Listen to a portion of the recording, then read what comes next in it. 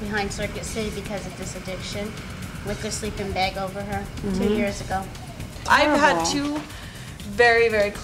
very close friends in the last 6 months die from this addiction. And it's a fact that we all face every time we pick up.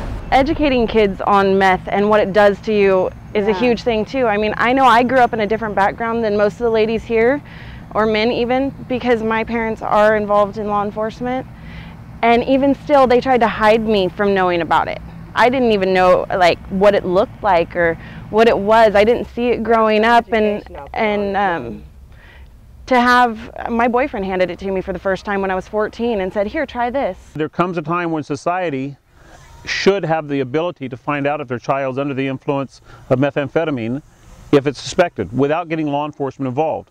Law enforcement is not the answer to all of society's problems. Law enforcement is an option. We're providing a program that's going to allow parents to have a saliva kit, which is a very inobtrusive method of obtaining a body fluid, that's going to allow the parent to find out if their child's under the influence of methamphetamine. If the child is under the influence of methamphetamine, the parent's going to have options. Do they send them to their minister? Do they call a counselor? Do they send them to rehab? Or do they call law enforcement? But once you call law enforcement, you can't unring the bell.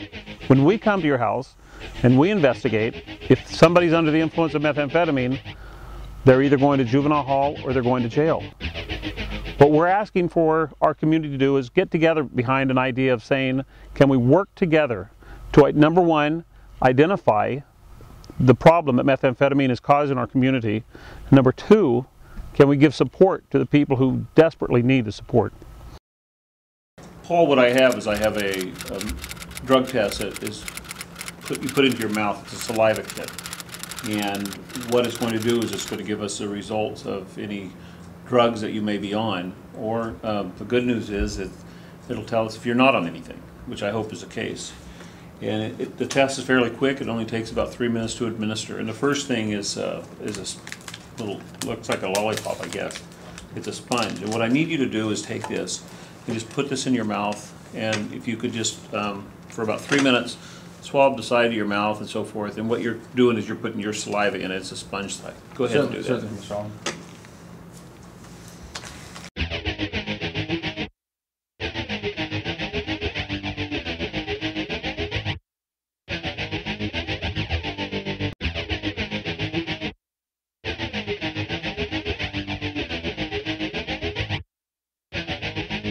All right, Paul, if you could hand me the swab, and then I'll place it in here and push it down. And then what we're going to do is we're going to put 3 drops into each side. This takes about 3 minutes to get the final results. And so what we have here, Paul, and I'm thrilled about it, is there's lines next to the words here that are showing me that you're negative for all types of drugs in your system. If there had been drugs in your system, Paul, what we'd had is we would have no lines following whatever drug there was. So if you had had marijuana in your system where it says THC right there and you see the line, there would have been no line. And so I'm very, very pleased with the results. In a situation where the test does come back positive, I would encourage you to have the test validated by Redwood Toxicology in Santa Rosa. The address and the phone number on the box the test came in. I've been a social worker or in the social services field for over 20 years, and I grew up in Mendocino County. I've seen the impact of substance abuse on families that I work with, and I've seen the increase in substance abuse in Mendocino County.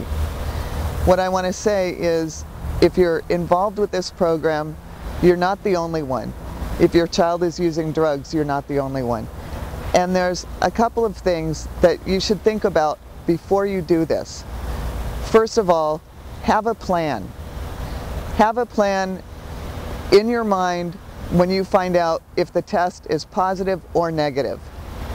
And understand that the drug test, the swab, can have a 15% chance of a false positive.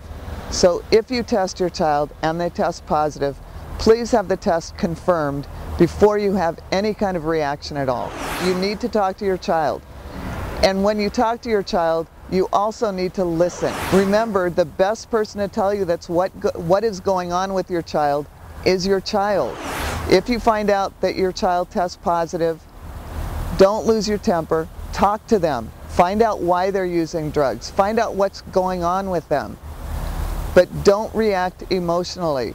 If you lose your temper, you'll lose the conversation. The last thing I want to say is something that my 16-year-old nephew, Zach, wanted me to tell you. Remember, your kids love you, and they want you to love them. Even if they're angry, even if they're screaming at you that they hate you, they love you, and you might be the only one who can save them.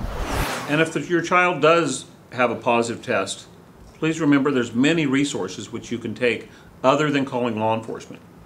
Whether it's your clergy, whether it's a school counselor, whether it's a therapist, or whether it's a good friend who's already been through this before. You're more than welcome to call the sheriff's office or your local police department if you have a positive. But there's other resources available. The number one thing that we, the sheriff's office, are trying to relay through the production of the DVD and through administering the test and giving the test is the knowledge of methamphetamine to many people who don't know what methamphetamine is, and to put the education for the entire community to let them be aware of how it's affecting every part of our society. So many of our families are, well, they're either in denial or dependent upon the drug. So that's why I feel that the Saliva Kit program is a good program. Knowing about it, seeing what it does, not in your home, like growing up with parents that do it or whatever, but actually getting information would help a lot of young kids. I mean, to know the facts. The dream of methamphetamine becomes a nightmare. And it's that nightmare that I remember that keeps me away from using methamphetamine.